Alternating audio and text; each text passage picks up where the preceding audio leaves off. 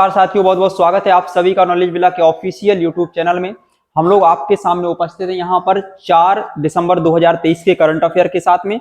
चलिए स्टार्ट कीजिए आज का पहले प्रश्न के साथ में। आज के करंट अफेयर की जो है शुरुआत करते हैं। आप लोग पेन और पेपर जो है हाथ में ले लीजिए और तैयार हो जाइए जब तक हम लोग 5 या 6 प्रश्न लगातार ठीक तरह से कंप्लीट नहीं कर लेते हैं। चलिए तो पहला प्रश्न देखिए यहाँ पर क्या दिया गया है आप लोगों के सामने। पहला प्रश्न है आज का, भैया ध्यान देना। हाल ही में COP28 में ऑयल एंड गैस डीकार्बनाइजेशन, यहां पर एक शब्द याद रखना भैया, oil and gas decarbonisation charter किसके द्वारा जारी किया गया है? यह चार्टर किसके द्वारा जारी किया गया है? कौन सा चार्टर है भैया? Oil and gas decarbonisation. मतलब कुल मिला के कहने का यह है कि ये जो चार्टर जारी किया गया है ये सऊदी अरब के द्वारा जारी किया गया। और इसका मतलब क्या है, इसका अर्थ क्या है? देखो आप सभी लोगों को पता है कि तेल निर्यातक बहुत सारे कंट्री हैं, है ना, और बहुत सारी कंपनियां हैं जो कि तेल का निर्यात करती हैं, तेल का उत्पादन करती हैं, रिफाइन करती हैं अंतरराष्ट्रीय स्तर पर, समझ रहे ना। तो उन कंपनियों में यहाँ पर क्या होगा इसके माध्यम से कि तेल उत्पादन करने वाली लगभग 40% जो दुनिया का तेल का उत्पादन करती हैं वो कंपनियां, उन्होंने इसको साइन किया कि हम इसको कम करेंगे ताकि ऊर्जा की बचत हो और इसकी वजह से पर्यावरण का जो प्रदूषण होता है, पॉल्यूशन होता है, वो भी थोड़ा सा कम हो। तो डीकार्बनाइजेशन का मतलब क्या है भैया? यहाँ पर सीधा सा अर्थ है पर्यावरण के प्रदूषण को रोकने से है। क्लियर? तो इसीलिए इस पर जो है साइन किया है। और यह चार्टर किसने जारी किया था? यह चार्टर जारी किया था सऊदी अरेबिया के द्वारा, सऊदी अरब के द्वारा इस चार्टर को जारी किया गया था। ऐसा प्रश्न आपसे एग्जाम में पूछा जा सकता है और यहाँ पर इसका सही उत्तर होगा सऊदी अरब। क्लियर? आइए इसके बारे में अन्य बातों के बारे में देखते हैं। COP28 के बारे में अगर हम बताएं, यहाँ पर याद रखना COP, कोप का मतलब होता है, कोप का मतलब होता है कॉन्फ्रेंस ऑफ पार्टीज। आप लोग याद रखेंगे, कॉन्फ्रेंस ऑफ पार्टीज कोप का अर्थ होता है। और यहां पर देखना 28, तो COP28 मतलब कोप के जितने यहां पर सदस्य देश हैं उनके द्वारा यहां पर बैठक की जाने वाली ये 28वीं साल है। मतलब हर साल इसकी मीटिंग होती है और 28 बार ये हो चुकी है, इसीलिए इसमें 28 लगा है। जब 2024 की मीटिंग होगी कोप की तो उसको COP29 कहा जाएगा।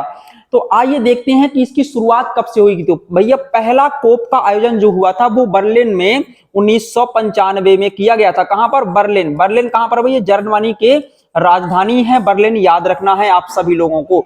जर्मनी की राजधानी है क्या?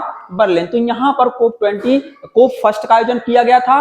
और इसके बाद ये वाली जो है ये कहां पर आयोजित हुई है? तो ये UAE में आयोजित हुई है COP28 वाली जो आपकी मीटिंग है, ये आपको याद रखना है ना। कोप 8 का आयोजन 2002 के अंदर भारत में किया गया था। कहां पर भैया? भारत में। कोप 8 का आयोजन भारत में ये किया गया था, ये भी आपको यहां पर याद रखना। तो इतनी मीटिंग्स आपको याद रखनी है। और लेटेस्ट जो है आपकी कोप 27, अभी 28 हुई ना, पिछले साल 2022 में जो की गई थी, ये आपकी कहां हुई थी? COP 27, तो ये इजिप्ट में हुई थी। कहां पर?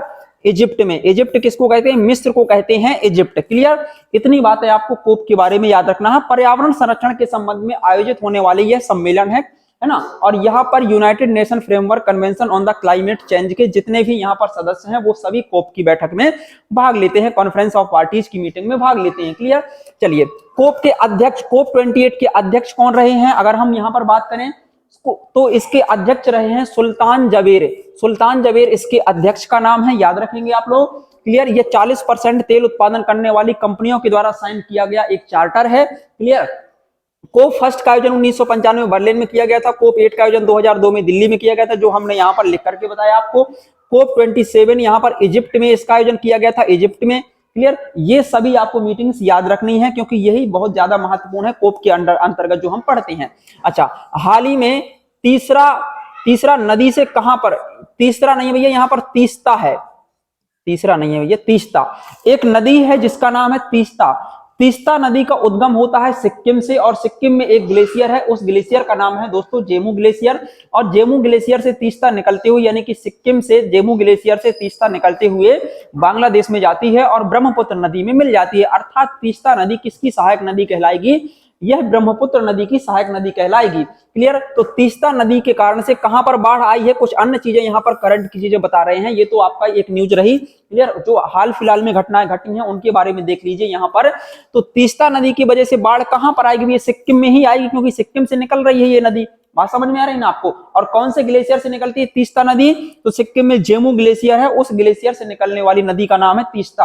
अच्छा, हाल में Tata literature life time achievement पुरस्कार 2023 किसे प्रदान किया गया है, तो याद रखना CS लक्ष्मी को प्रदान किया गया है। कौन सा पुरस्कार है, तो Tata literature life time achievement है ना, यह पुरस्कार है 2023 के लिए जो दिया गया है, CS लक्ष्मी को दिया गया है। क्लियर। वर्ष 2023 का साहित्य में नोबेल पुरस्कार किसे दिया गया, तो जॉन फोंसे को दिया गया था। यहां पर एक साथ लिख गया है जॉन फोंसे, यहां पर इनका नाम है। और प्रोजेक्ट उद्भव का संबंध किससे है, तो ये इंडियन आर्मी के द्वारा प्रोजेक्ट उद्भव चलाया गया, इंडियन आर्मी के द्वारा। ऐसा भी प्रश्न पूछा जा सकता है आपसे। और प्रोजेक्ट उद्गम, यानी कि उद्गम एक पोर्टल का नाम है, और इस पोर्टल को RBI ने प्रारंभ किया है, रिजर्व बैंक ऑफ इंडिया ने प्रारंभ किया है। प्रोजेक्ट उद्गम पोर्टल जो है RBI के द्वारा प्रारंभ किया गया है, याद रखना। और इसका उद्देश्य क्या है इस पोर्टल का, इस पोर्टल के माध्यम से क्या किया जाएगा कि जो लावारिस धन होता है, जैसे कई लोग जमा कर देते हैं बैंकों में पैसा, फिर दो चार मतलब जैसे किसी का 1000 रुपया है, किसी का 500 रुपया है, लावारिस धन जो इस तरह से पड़ा रहता है, उस धन का पता लगाने के लिए यहाँ पर इसका कि ये किया गया, उद्गम पोर्टल का प्रारंभ किया गया यहाँ पर RBI के द्वारा। तो इतनी बातें आपको यहाँ पर याद रखनी है। हम आपसे यहाँ पर एक प्रश्न पूछेंगे RBI के संबंध में। बताइए RBI के प्रथम भारतीय गवर्नर, फर्स्ट भारतीय गवर्नर कौन थे, और इसका पहली बार मुख्यालय कहां पर, जब इसकी स्थापना हुई थी तो इसका हेड क्वार्टर कहां पर था, भैया हेड क्वार्टर भी आपको बताना है।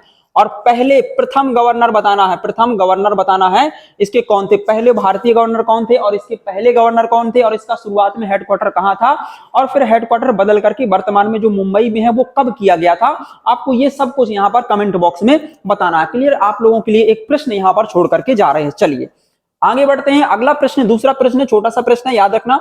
विश्व प्रतिस्पर्धात्मक या विश्व प्रतिस्पर्धात्मकता रैंकिंग 2023, यानी कि यहां पर प्रतिस्पर्धा से संबंधित रैंकिंग है, और इस 2023 की रैंकिंग में भारत को कौन सा स्थान मिला है, तो भारत को जो स्थान मिला है वो आपको यहां पर बताना है कि इस रैंकिंग में, क्योंकि बहुत सारी रैंकिंग जारी की जाती है साल भर में अलग अलग संस्थाओं के माध्यम से, तो इसमें भारत को कौन सा स्थान मिला है ये यहां पर पूछा जा रहा है। तो याद रखना भारत को यहां पर 49वां स्थान आया है, भारत का 49वां स्थान आया है इस रैंकिंग में। और याद रखना यह डिजिटल राष्ट्रों की रैंकिंग है, मतलब किस देश ने कितनी मात्रा में डिजिटलाइजेशन को प्रमोट किया है, यानी कि किस देश में कितनी मात्रा में डिजिटल चीजें चलने लगी हैं। जैसे डिजिटल इंडिया है ना, तो ये तो भारत में स्कीम है, लेकिन पूरी तरह से अभी इंडिया डिजिटल तो नहीं बना है ना।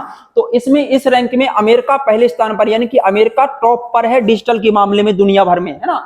और यह रिपोर्ट जारी किसके द्वारा की जाती है, ये जो आपकी विश्व प्रतिस्पर्धात्मक रैंकिंग रिपोर्ट है ये किसके द्वारा जारी की, तो एक संस्था है भैया, उस संस्था का नाम है IMD नाम की संस्था है, international institute for management development. इसका पूरा नाम है international institute for management development. तो यह इसका क्या है, पूरा नाम है। तो ये आपको यहाँ पर जो है नाम याद रखना है। क्लियर, बात समझ में आई। चलिए आगे बढ़ते हैं अगले प्रश्न की ओर। अपना तीसरा प्रश्न है भैया आज का, तीसरा प्रश्न महत्वपूर्ण है, याद रखना।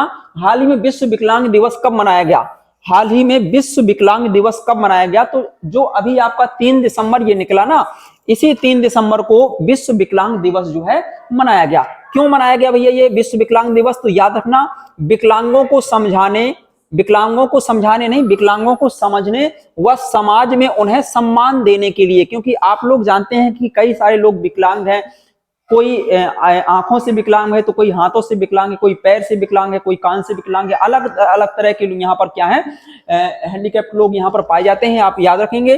तो ऐसे लोगों को समझना है समाज में, है ना, और समाज में उन्हें सम्मान दिलाना है, सम्मान देना है। तो इसके लिए, इसकी जागरूकता के लिए जो है 3 दिसंबर को विश्व विकलांगता दिवस यहाँ पर मनाया जाता है। 1 दिसंबर को क्या मनाया गया, विश्व एड्स दिवस मनाया गया, विश्व एड्स दिवस मनाया गया यहाँ पर 1 दिसंबर को। 2 दिसंबर को क्या मनाया गया, विश्व कंप्यूटर साक्षरता दिवस मनाया गया, और 2 दिसंबर को ही राष्ट्रीय प्रदूषण नियंत्रण दिवस से मनाया गया, 2 दिसंबर को ही। तो ये सारी बातें भैया आप सभी को यहाँ पर दिवस से संबंधित याद रखनी है। जब भी कोई दिवस होता है तो हम जरूर इसको करंट अफेयर में जो है शामिल करते हैं किसी ना किसी तरह से। अगले प्रश्न पर बात करते हैं, ये आपका चौथा प्रश्न है। देखिए हाल ही में डिजिटल जागरूकता के लिए किस राज्य सरकार ने मेटा के साथ समझौता किया है? डिजिटल जागरूकता के लिए किस राज्य सरकार ने मेटा के साथ में समझौता किया है? ये ले लो राज। मेटा के साथ में समझौता किया है। क्लियर? तो यहां पर राज्य सरकार का नाम आपसे पूछा जा रहा है कि राज्य सरकार ने मेटा के साथ में समझौता जो किया है उस राज्य का नाम यहां पर है कर्नाटक। अब आप जानते हैं कि मेटा जो है फेसबुक का ही एक नया नाम है मेटा, आप लोग समझ गए होंगे, बात समझ में आ रही ना? तो किसके लिए समझौता किया है यहां पर कर्नाटक सरकार ने? तो ये समझौता किया है जो है डिजिटल जागरूकता को बढ़ाने के लिए, क्योंकि आजकल लोग डिजिटल रूप से जागरूक नहीं है और कई तरह के अनेक तरह के जो है सोशल मीडिया एप्स में फ्रॉड चीजों में फंस जाते हैं और फिर बाद में ठगी का शिकार बनते हैं। तो इसीलिए जो है यहाँ पर कर्नाटक सरकार ने डिजिटल जागरूकता के लिए अपने राज्य में यहाँ पर राज्य सरकार ने मेटा यानी कि फेसबुक के साथ में समझौता किया है। अच्छा, कुछ और बातें कर्नाटक से ही संबंधित जान लेते हैं। नम्मा कंबाला है ना, कंबाला यानी कि अगर आपसे नम्मा कंबाला ना लिख करके पूछा जाए एग्जाम में और सीधा पूछा जाए कंबाला प्रतियोगिता का आयोजन कहां पर किया जाता है, तो ये बेंगलुरु में इसका आयोजन हर साल होता है। क्लियर? गृह लक्ष्मी योजना जो है ये किसके द्वारा चालू की गई? कर्नाटक सरकार के द्वारा गृह लक्ष्मी योजना चालू की गई। जैसे मध्य प्रदेश में लाडली बहना योजना है ना, बहुत ज्यादा फेमस है लाडली बहना योजना, और इस बार बहुत मतलब कमाल दिखा दिया इस बहना योजना ने, लाडली बहना योजना ने। तो इसी तरह से यहाँ पर गृह लक्ष्मी योजना है कर्नाटक राज्य सरकार के द्वारा जारी की गई। भारत के पहले 3D मुद्रित डाकघर का उद्घाटन किस राज्य में हुआ है? तो पहला 3D मुद्रित यानी कि 3D प्रिंटेड डाकघर का उद्घाटन जो है बेंगलुरु में हुआ है, यानी कि कर्नाटक में ही हुआ है। तो ये काफी चीजों में आगे चल रहा है आजकल भैया बेंगलोर, याद रखना है आप सभी को इन सभी चीजों के बारे में। चलिए आगे बढ़ते हैं, अगले प्रश्न पर थोड़ा सा बात कर लेते हैं। ये आपका यहाँ पर 5वां प्रश्न आपके सामने दिया गया है और 5वें प्रश्न पर बात कर लीजिए। देखिए यहाँ पर क्या लिखा है, मध्य प्रदेश विधानसभा चुनाव में बीजेपी को कितना बहुमत प्राप्त हुआ है? बहुत सिंपल सा प्रश्न है। आप में से अधिकांश लोग तो यहाँ पर 3 दिसंबर या 4 दिसंबर को, जो आपका 3 दिसंबर को रिजल्ट आया मध्य प्रदेश से संबंधित है ना और अन्य राज्यों से संबंधित, तो कई लोग यहाँ पर नजर गड़ाए बैठे रहे होंगे कि आखिर क्या है इसमें, क्या बताया गया क्या नहीं बताया गया। आज ये थोड़ा सा इसमें कुछ फैक्चुअल बातों पर बात कर लेते हैं कि किस तरह से सरकार बनी है। देखिए यहाँ पर अगर हम बात करें तो मध्य प्रदेश में बीजेपी को लगभग यहाँ पर 164 सीटें यहाँ पर प्राप्त हुई हैं, कांग्रेस को 65 सीटें प्राप्त हुई हैं और अन्य कैटेगरी में अन्य जो पार्टियां हैं, जो अन्य है अदर में 1 सीट आई है मात्र, यहाँ पर याद रखना है। और आप सबको जोड़ लीजिए तो यहाँ पर मध्य प्रदेश में जो विधानसभा की 230 सीटें हैं उन 230 सीटें आपकी पूरी हो जाती हैं इस तरह से। तो सबसे ज्यादा बहुमत जो है किसका है? भाजपा का है। और बीजेपी पार्टी का बहुमत इस बार इतना तगड़ा बहुमत आया है कि किसी भी तरह से जो है ये सरकार नहीं गिर सकती है, कोई दुर्घटना बस न घटित हो जाए, वो बात फिर अलग है। तो ये सरकार अब टूटने वाली नहीं है बीजेपी की, क्योंकि बहुत ही मजबूत सरकार यहाँ पर निकल करके आ गई है आपकी और अच्छे बहुमत के साथ में इस बार विजय हुई है। ठीक, चलिए देखते हैं इसके बारे में। देखिए छत्तीसगढ़, मध्य प्रदेश, मिजोरम, हालांकि मिजोरम का रिजल्ट 4 दिसंबर को ही आना था लेकिन अभी तक शायद नहीं आया है या इसके सही आंकड़े नहीं आए हैं। जब इसके आंकड़े आ जाएंगे सही से, क्योंकि अलग अलग न्यूज मीडिया वाले हैं अलग अलग तरह से प्रेडिक्ट कर रहे हैं उसके बारे में, तो कुछ कह नहीं सकते। जब ऑथेंटिक डाटा आ जाएगा तभी उसके बारे में जो है बात की जाएगी। तो छत्तीसगढ़, मध्य प्रदेश, मिजोरम और तेलंगाना, राजस्थान, इन 5 राज्यों में जो है क्या इलेक्शन हो रहे थे यहाँ पर 2023 में, विधानसभा के इलेक्शन सभी राज्यों में हो रहे थे। याद रखना राजस्थान में अगर यहाँ पर बीजेपी का, मध्य प्रदेश में तो हमने बता दिया कि कितनी कितनी सीटें मिली हैं। राजस्थान में देख लीजिए, यहाँ पर राजस्थान में बीजेपी को मिली है 115 सीटें, कांग्रेस को मिली है 69 सीटें और अन्य में है आपकी 15 सीटें। क्लियर? तो इतनी सीटें यहाँ पर, टोटल सीटें इतनी है, आप जोड़ सकते हैं यहाँ पर। तो राजस्थान में भी सरकार किसकी रहेगी? यहाँ पर बीजेपी की सरकार ही राजस्थान में भी आने वाली है। बहुत ही ज्यादा भैया इंटरेस्टिंग मुद्दा है। आप लोग मतलब यहाँ पर महीनों से इसके इंतजार में लगे रहे होंगे, तो समझ सकते हैं आप कि कितना महत्वपूर्ण ये मुद्दा हो सकता है। BRS राजस्थान में ही एक पार्टी है, भारतीय राष्ट्रीय समिति पार्टी है, 39 सीटें इसको जो है यहाँ पर मिली है। अच्छा, छत्तीसगढ़ में अगर हम बात करें तो बीजेपी को 54 सीटें मिली हैं और कांग्रेस को 35 सीटें। इस तरह से छत्तीसगढ़ में भी सरकार किसकी बनी है? कांग्रेस की ही सरकार यहाँ पर छत्तीसगढ़ में भी बनी है, याद रखना। और अन्य में 1 सीट यहाँ पर आई है। अच्छा, ये सीटें, ये जो मुख्यमंत्री हैं ये बनते कैसे हैं? ये कैसे डिसाइड होगा कि मुख्यमंत्री अब कौन बनेगा, यानी कि सीएम कौन बनेगा? तो देखिए अभी मध्य प्रदेश के संदर्भ में अगर हम बात करें तो सीएम का नाम अभी तो स्पष्ट नहीं हुआ है कि चेहरा कौन होगा सीएम का। हालांकि सब जानते हैं कि लगभग यहाँ पर जो है शिवराज सिंह चौहान जी जो हैं यही सीएम के रूप में नियुक्त होने वाले हैं। और इनकी नियुक्ति कौन करेगा? गवर्नर यानी कि राज्यपाल के माध्यम से इनकी नियुक्ति की जाती है। राज्यपाल भारी बहुमत वाले जो पार्टी होती है उस पार्टी का जो लीडर होता है उसको जो है सीएम के रूप में नियुक्त करता है। तो ये राज्यपाल के द्वारा नियुक्ति इनकी की जाएगी। इनका आर्टिकल्स में वगैरह बढ़िया संविधान में अच्छा खासा उल्लेख है, तो आप लोग पढ़ सकते हैं आराम से विधानसभा के बारे में। क्लियर। चलिए अगले प्रश्न पर बढ़ते हैं। आज का अंतिम प्रश्न है अपना, देख लीजिए। छठवां प्रश्न क्या है? हाल ही में देश ने समलैंगिकता पर प्रतिबंध लगाया है। किस देश ने?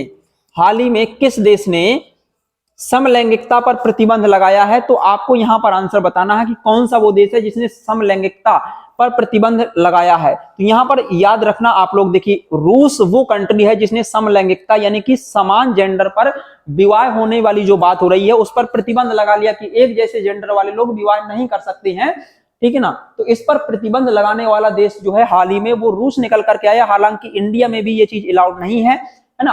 ऑस्ट्रेलिया में इस चीज को कुछ समय पहले अनुमति दी गई थी और हाल फिलहाल में नेपाल जो है भैया इस मामले में बहुत आगे निकल गया है। नेपाल के बारे में आप यहां पर जान सकते हैं। देखिए यहां पर नेपाल इस मामले में इतना आगे निकल गया कि उसने समलैंगिकता के लिए रजिस्टर करने वाला, समलैंगिकता को रजिस्टर करने वाला दक्षिण एशिया का पहला देश बन गया है दुनिया में। दक्षिण एशिया का पहला देश बन गया है कौन? नेपाल। समलैंगिकता को रजिस्टर करने वाला यानी कि लीगल करार देने वाला पहला देश बन गया है। देखिए यहां पर बात करें अगर रूस के बारे में, तो रूस के सुप्रीम कोर्ट ने एलजीबीटीक्यू के, है ना, यहाँ पर जो मूवमेंट था एलजीबीटीक्यू समुदाय का मूवमेंट था, यानी कि इसी तरह से समलैंगिकता पर आधारित जो लोग होते हैं इनके मूवमेंट पर प्रतिबंध लगा दिया, इनके आंदोलन पर प्रतिबंध लगा दिया है। याद रखना समलैंगिकता को कानूनी रूप देने वाला देश का पहला देश, अगर दुनिया का पहला देश देखें हम तो वो नेपाल है। अच्छा, लूना 25 क्योंकि रूस से संबंधित ही खबर है, लूना 25 किस देश का चंद्र मिशन था जो कि असफल हुआ? तो ये याद रखना रूस का ये चंद्र मिशन रहा है, रूस का चंद्र मिशन रहा है जो कि असफल हुआ था। तो क्या नाम है इसका? लूना 25 किस देश का चंद्र मिशन था? तो आप बता सकते हैं यहां पर चंद्रमा के लिए एक मिशन था रूस का और ये असफल हो गया था फिलहाल में। क्लियर। तो इतनी सारी कुछ बातें हैं, आप लोग याद रखना। चलिए अब हम यहाँ पर इंपॉर्टेंट एक आपको न्यूज देने वाले हैं कि हम जो अपनी लाइव क्लास है वो कल से यानी कि 5 तारीख से इसके लिए कोशिश करते हैं और लाइव क्लास 7 बजे लेकर के आएंगे डेली करंट अफेयर की लाइव। तो आप लोग लाइव जुड़ने की जरूर कोशिश करेंगे, है ना। और लाइव जुड़ करके जो है आप लोग क्या करेंगे, डेली शाम को 7 बजे से आपकी करंट अफेयर की लाइव क्लास चलेगी यूट्यूब पर। क्लियर। तो मिलते हैं दोस्तों कल की वीडियो के साथ में, तब तक के लिए जय हिंद जय भारत, धन्यवाद आप सभी का।